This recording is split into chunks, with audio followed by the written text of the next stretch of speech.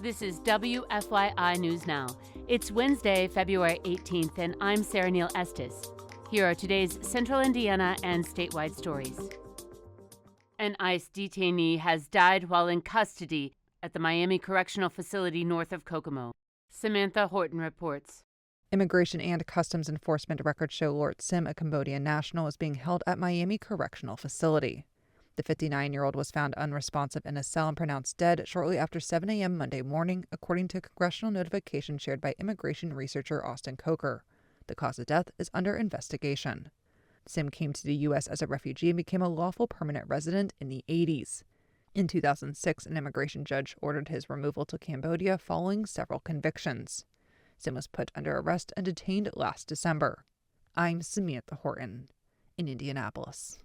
Lord Sim's death in ICE detention is the first at the Miami Correctional Facility and the seventh in the country so far this year. At the Statehouse, lawmakers have for years tried to reduce township government and now seem poised to mandate some consolidation. Ben Thorpe reports. Supporters have long argued that townships present an added layer of bureaucracy and funding that taxpayers should not have to shoulder. Now, lawmakers are working to merge not just township government, but the legislative strategies for doing so. Senator Rick Niemeyer sponsored the Senate version of the bill, which has now been amended to include parts of the House version. That mandated mergers based on overlapping boundaries. His language would require townships that score points for poor performance to consolidate. The bill is there for a good reason. You're not going to be able to stay out if you score 4 points or not. But I really appreciate all the hard work that was done on this bill over the weekend on both sides of the aisle. The bill now heads to the full House. I'm Ben Thorpe at the Statehouse. Tensions are rising at the Statehouse over a proposal to overhaul the oversight of Indianapolis Public Schools. Now, a prominent Black coalition says some advocates are using race to manipulate the conversation. Eric Weddle has more. The African American Coalition of Indianapolis says it has serious concerns about a bill that would reduce the power of the elected IPS school board. The group says the move would disenfranchise Black and Latino voters. However, education reform groups like the Mind Trust argue that many families of color actually support the change.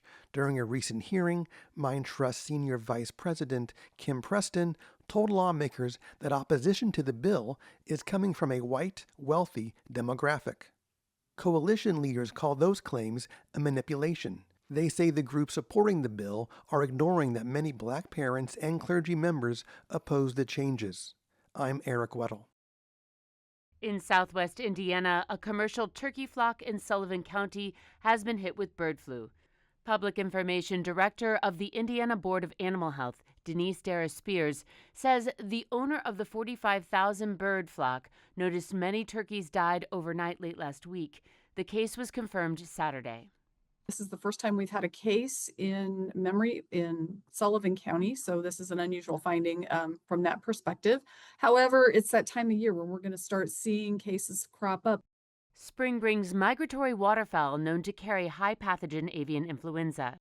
Bird flu does not present food safety issues, as all birds are tested for the disease before being processed. The well-being of children in Indiana has improved according to an annual assessment.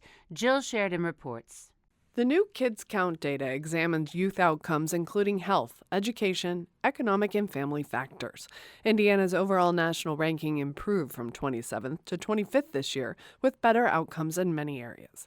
Indiana youth have historically lagged behind in health scores, but the latest assessment finds improvements. Indiana Youth Institute President Tammy Silverman points to new mental health metrics. The number of kids who report persistently being sad or hopeless decreased, and it shifted in a good way by a significant margin. The data book finds an improved education ranking from 17th to 11th and highlights a growth in reading and graduation rates. IYI will present the data in a series of events throughout the state. I'm Jill Sheridan. And for our final story in this episode, after the U.S. Mint stopped minting pennies last year, people are running out of the 1-cent coin. That creates problems at the cash register, and content partner Indiana Capital Chronicle reports Indiana lawmakers are trying to help at the Statehouse. Proposals include official instructions on whether to round before or after taxes and when to round up or down. There is some concern that rounding taxes down could lose the state up to $3.5 million annually. But others counter that is not material when the state earned more than $10 billion in sales tax last year. The penny is still legal tender, an acceptable form of payment. That's all for this episode of WFYI News Now. Our podcast is produced by Zach Bundy, with support from the news team at WFYI and public media journalists across the state.